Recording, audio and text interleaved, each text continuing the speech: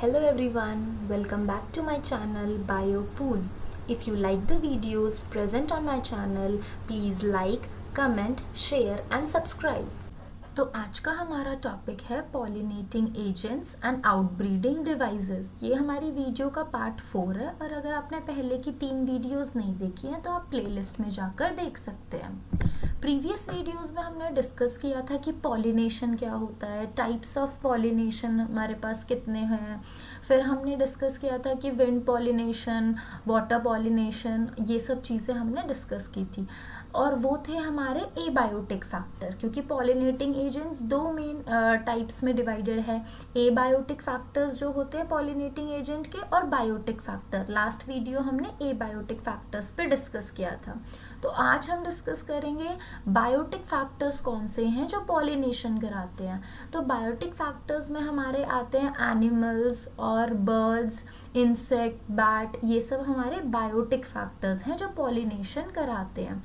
तो मेजरली अगर हम इंसेक्ट्स की बात करें तो butterfly, flies, beetle, wasp, moth, ये सब इंसेक्ट, ये वो इंसेक्ट ना जो मेजर पॉलिनेशन करवाते हैं। बर्ड्स में सनबर्ड और हमिंग बर्ड हो गई। बैट्स, ठीक है, बैट्स मैमल्स हैं जो बैट्स जो पॉलिनेटिंग एजेंट की तरह वर्क करते हैं। और वैसे भी और भी एनिमल्स जो हर्बीवोर्स हैं वो भी as a pollinating agent act करते हैं, बिकॉज वो जो भी खाते हैं जब सीड डाइजेस्ट नहीं होता है तो वो उनके फीकल मैटर में बाहर आ जाता है। अब वो जो फीकल मैटर में वो सीड है वो जर्मिनेट होगा जब उन्हें फेवरेबल कंडीशंस मिलेंगी।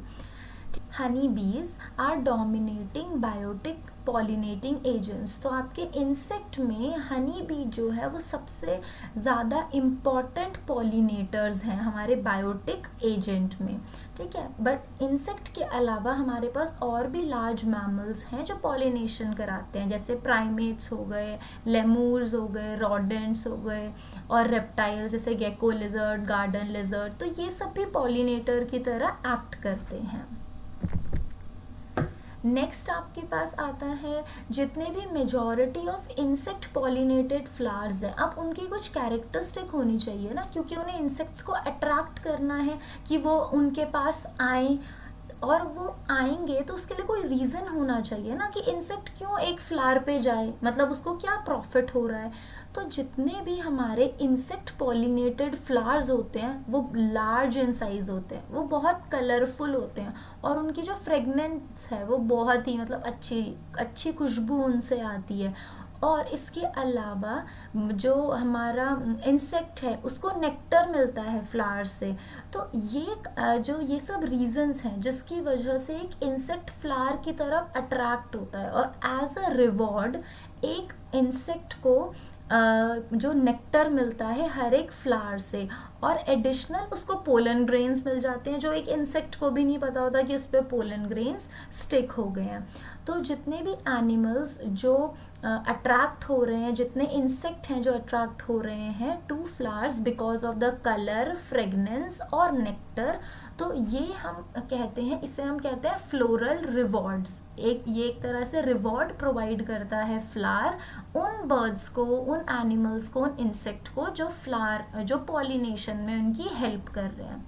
इसके अलावा फ्लाइज और बीटल्स ये भी पॉलिनेशन में हेल्प करते हैं, बट जो फ्लावर्स ऐसे फ्लाइज और बीटल से पॉलिनेट होते हैं वो इतने ज़्यादा अट्रैक्टिव नहीं होते, उनमें से अच्छी फ्रेगनेंस आती है, उनमें से फोल ऑर्डर मतलब थोड़ी बदबू जाए जिसे हम कह सकते हैं, मतलब अच्छी स्मेल नहीं होती है। क्योंकि आपको भी पता होगा फ्लाइज हैं, बीटल्स हैं, ये हमें कहाँ मिलते हैं जहाँ पे मतलब बहुत ज़्यादा गार्बेज और ये सब हो, तो इनको ज़्यादा अच्छी खुशबू वाली मतलब एरिया नहीं पसंद, है ना।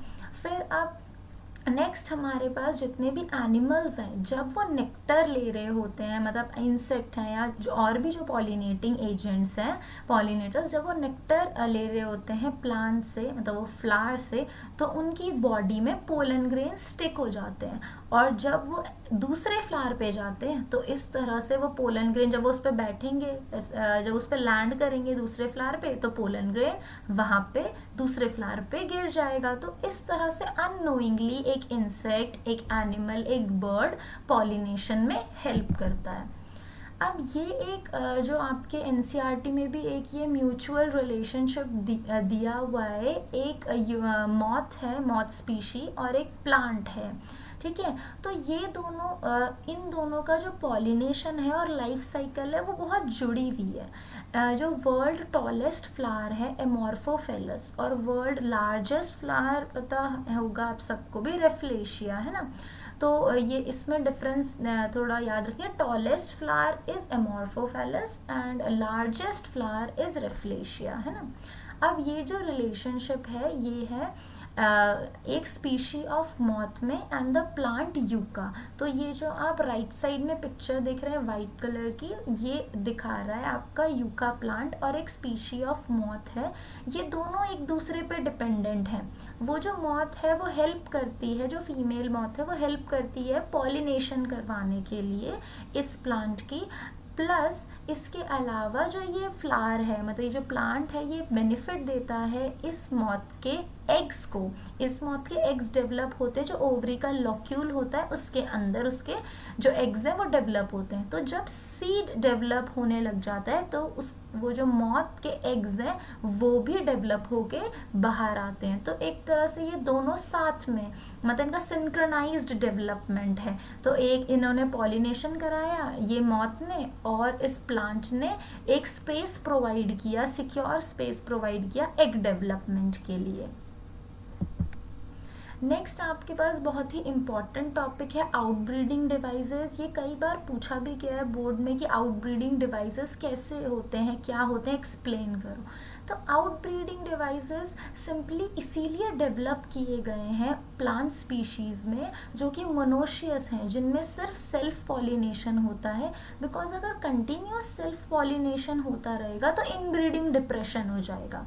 अब इनब्रीडिंग डिप्रेशन क्या होता है? जब सेम जो स्पीशीज़ हैं उनमें अगर बार बार सेल्फ पॉलिनेशन होगा तो जो हार्मफुल जीन्स हैं वो एक्सपोज्ड हो जाएंगे। इसके बारे में आप 9th चैप्टर में भी पढ़ेंगे, आप 12th क्लास में, इनब्रीडिंग डिप्रेशन क्या होता है, एनिमल हस्बेंड्री, उन सब के केस में। इसीलिए इनब्रीडिंग से बचने के लिए प्लांट्स, जो ऐसे फ्लावर्स हैं जो कि मोनोशियस हैं, जिनमें सेल्फ पॉलिनेशन, ऑटोगेमी, जेटनोगेमी होती है, इससे बचने के लिए जो फीमेल पार्ट है दैट इज पिस्टल, जो उसने कई सारी स्ट्रैटेजीज डेवलप की हैं ताकि सेल्फ पॉलिनेशन ना हो। क्योंकि कंटिन्यूस सेल्फ पॉलिनेशन होने की वजह से क्या होगा, इनब्रीडिंग डिप्रेशन, और इनब्रीडिंग डिप्रेशन में वो हार्मफुल जीन्स या हार्मफुल ट्रेट्स सामने आएंगे जो हमें नहीं चाहिए एक प्लांट में या फिर किसी भी एक स्पीशीज में। तो सबसे पहला जो आउटब्रीडिंग डिवाइस है वो है कि जो स्पीशीज, जो पोलन रिलीज का जो टाइम है और स्टिग्मा के रिसेप्टिव होने का जो टाइम है वो सिंक्रोनाइज नहीं है। पोलन रिलीज हो गए बट स्टिग्मा रिसेप्टिव नहीं है। जो मैंने आपको पहले भी बताया था, अगर स्टिग्मा रिसेप्टिव नहीं होगी तो पोलन ग्लैंड लैंड भी हो जाए बट पोलन ट्यूब डेवलप नहीं हो पाएगी। तो ये आपकी पहली स्ट्रैटेजी है। पोलन रिलीज का टाइम और स्टिग्मा की रिसेप्टिविटी का टाइम डिफरेंट है, ठीक है। आप इसे ऐसे भी समझ सकते हैं कि मैच्योरेशन टाइम, पोलन जो है वो मैच्योर होके बर्स्ट हो गए बट आपका जो फीमेल पार्ट है पिस्टल वो मैच्योर ही नहीं हुआ, it is not receptive to accept the pollen grain, ठीक है। नेक्स्ट आपका पार्ट है एंथर। अब जब आपका मोनोशियस फ्लावर है, मतलब मेल और फीमेल जो फ्लावर है पार्ट है वो एक ही फ्लावर में है, तो इससे बचने के लिए क्या किया, जो पोजीशन है मतलब स्टेमन की और पिस्टल की वो डिफरेंट हो गई। मतलब स्टेमन अगर लेफ्ट साइड उसका फेसिंग है तो जो पिस्टल है वो राइट साइड फेसिंग है, तो दोनों का जो फेस है, पोजीशन है, वो डिफरेंट तरफ हो गई। तो इससे भी सेल्फ पॉलिनेशन का जो चांसेस है वो कम हो जा रहे हैं, क्योंकि अगर एंथर बर्स्ट होगा तो पोलन ग्रेन स्टिग्मा के कांटेक्ट में नहीं आ पाएंगे उतने ज़्यादा जितने वो सेम पोजीशन पे रहने पे आ पाएंगे। क्योंकि अगर जिस तरह से लेफ्ट डायरेक्शन में वो बर्स्ट हो गया तो अगर उस तरफ ही विंड जो का डायरेक्शन है तो पोलन ग्रेन उस तरफ फ्लो कर जाएंगे और इधर आने के चांसेस कम हो जाएंगे। तो ये आपका सेकेंड मेथड या फिर स्ट्रैटेजी हो गई जिसे हम आउटब्रीडिंग डिवाइस कहते हैं। नेक्स्ट आपके पास आउटब्रीडिंग डिवाइस का एक और जो बहुत ही इम्पॉर्टेंट मैकेनिज्म है वो है सेल्फ इनकम्पैटिबिलिटी।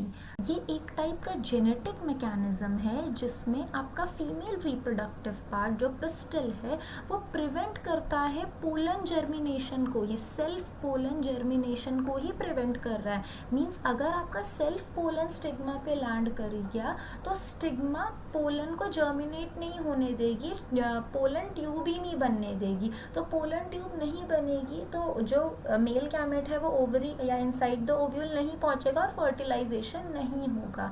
तो ये एक बहुत ही इफेक्टिव मैकेनिज्म है। तो सिंपली सेल्फ इनकम्पैटिबिलिटी वो जेनेटिक मैकेनिज्म है which prevent self pollen from fertilising the ovule. और कैसे प्रिवेंट किया? By inhibiting pollen germination for formation of a pollen tube.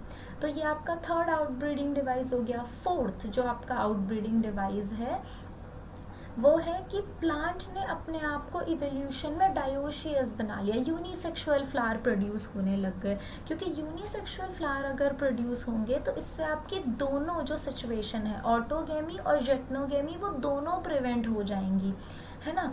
क्योंकि अगर फ्लावर बाइसेक्सुअल है, दोनों मेल और फीमेल पार्ट प्रेजेंट हैं एक फ्लावर में, तो ऑटोगेमी तो हम प्रिवेंट कर सकते हैं बट जेटनोगेमी प्रिवेंट नहीं कर सकते, है ना। जो हमने अपनी प्रीवियस वीडियो में ऑटोगेमी जेटनोगेमी समझा है, क्योंकि ऑटोगेमी प्रिवेंट करने के लिए वो पोजीशन डिफरेंट हो जाएगी तो भी ऑटोगेमी प्रिवेंट हो सकती है बट जेटनोगेमी नहीं। तो इसीलिए प्लांट ने अपने आप को यूनिसेक्सुअल बना लिया, दोनों जो मेल और फीमेल रिप्रोडक्टिव पार्ट है वो डिफरेंट प्लांट पे ही है। तो इससे आपको सिर्फ जीनोगेमी का ऑप्शन रह जाएगा और जेनेटिक वेरिएबिलिटी भी आएगी प्लांट में। इस वीडियो के नोट्स आपको मिलेंगे बायोपूल के टेलीग्राम चैनल पे और इसका लिंक आपके लिए नीचे डिस्क्रिप्शन बॉक्स में है। Thank you for watching the video.